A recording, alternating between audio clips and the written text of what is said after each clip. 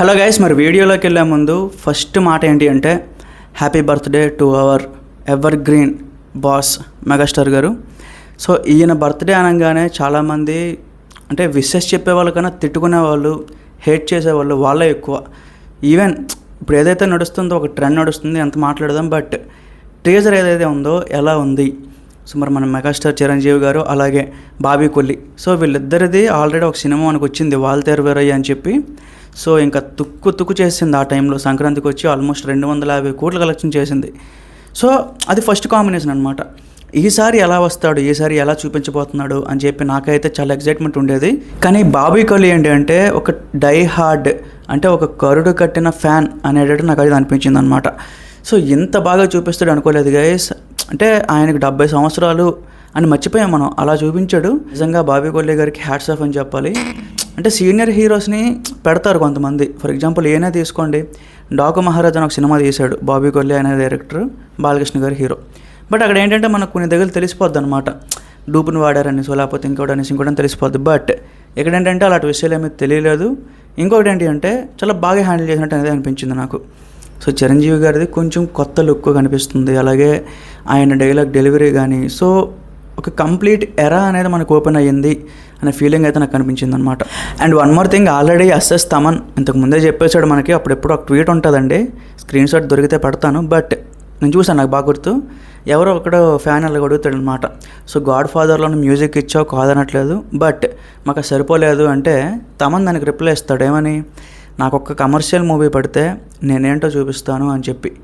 So అదే నాకు గుర్తొచ్చింది. సో కమర్షియల్ ఫిలిం పడింది, దానికి తగ్గట్టు తమన్ గారు అయితే బీజిఎం ఇవ్వడం జరిగిందనమాట.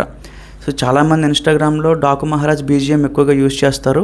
బట్ ఇక దానికి ఒక ఫుల్ స్టాప్ పెట్టి ఇంకా కొత్త బీజిఎం వాడుకునే రోజులైతే రాబోతున్నాయి అనే మాదిరిగా బీజిఎం అయితే ఇవ్వడం జరిగిందనమాట. టీజర్ అయితే ఇంకా చెప్పకని పర్లేదండి, టైటిల్ దగ్గర నుంచి ప్రతి ఫ్రేము, ప్రతిది ఎడిటింగ్ కానీ, సో తమన్ గారి బీజిఎం, బాబీ కొల్లి గారి విజను, అన్నింటికీ మించి మన చిరంజీవి గారి లుక్స్, 70 సంవత్సరాల వయసులో ఆ లుక్స్ మెయింటైన్ చేయడం అంటే చాలా కష్టం అండి.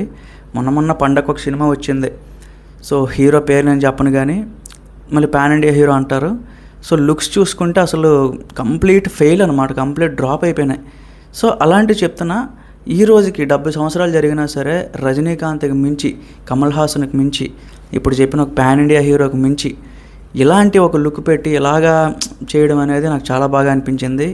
సో నిజంగా హ్యాట్స్ ఆఫ్ టు మెగాస్టార్ గారు. ఇంకా ఆ డెడికేషన్, ఇంకా ఆ కసి, నెంబర్ 1 పొజిషన్ కోసం ఇంకా ఆ ప్రయత్నం, సో చాలా నేర్చుకోవాలండి ఆయన నుంచి. ఇక మన టాపిక్లోకి వస్తే అసలు ఏంటి బాధ ఏంటి, తొక్కేస్తున్నాడు. అసలు మీలో ఎంతమందికి ఉదయ్ కిరణ్ గారిది లాస్ట్ ఫిలిం గుర్తుంది? సో లాస్ట్ హిట్ సినిమా ఎప్పుడు గుర్తుంది? అసలు ఎప్పుడు సినిమాలు ఆపేశాడు? ఈ డీటెయిల్స్ ఏమైనా తెలుసా మీకు? సో యూజువల్ అండి, ఆయన కెరీర్ ఏంటంటే ఒక సరైన సినిమా పడక, అదేంటంటే ఒక కెరీర్ అనేది తప్పుదో పట్టి, సో ఆ రకంగా డౌన్ఫాల్ అయ్యాడు అంతే తప్ప he's a good actor, talented actor అనమాట. బట్ పరిస్థితి వల్ల అలా అది కమిట్ అవ్వడం జరిగింది. చిరంజీవి గారి ప్రేమ ఉందా అంటే నేను 100% లేదనే చెప్తాను, దాని ప్రూఫ్స్ కూడా ఉన్నాయి మనకి.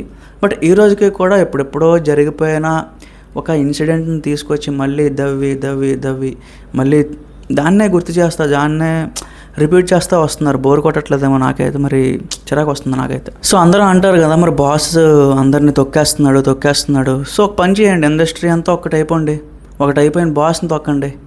ఎవడి వల్ల అయినా అవుతుందా?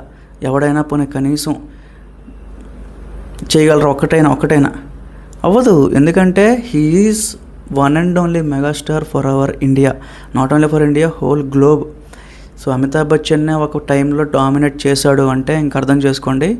అంతే, 150 సినిమాలు తీశాడు, 150 సినిమాలతో ఎన్టీఆర్ గారిని దాటేశాడు, ఏఎన్ఆర్ గారిని దాటేశారు, బాలకృష్ణ, సో వెంకటేష్, నాగార్జున అందరూ అయిపోయారు. ఇప్పుడు ప్రభాస్, రామ్ చరణ్, అల్లు అర్జున్ వీళ్ళతో కూడా పోటీ పడుతున్నాడు. సో చెప్తున్నాను, 4 దశాబ్దాల నుంచి తెలుగు సినిమాని ఒక స్థాయిలో నిలబెట్టే విధంగా పెట్టాడనమాట. సో నాకు అడిగితే నేను ఇంకా చెప్తూనే ఉంటాను గైస్, బట్ నేను ఎక్కువ చెప్పకూడదు, మీరు అర్థం చేసుకోండి. He's true megastar. ఎక్కడైనా ట్రోల్స్ అన్నీ ఆపండి అనేది నా ఉద్దేశం. So thank you.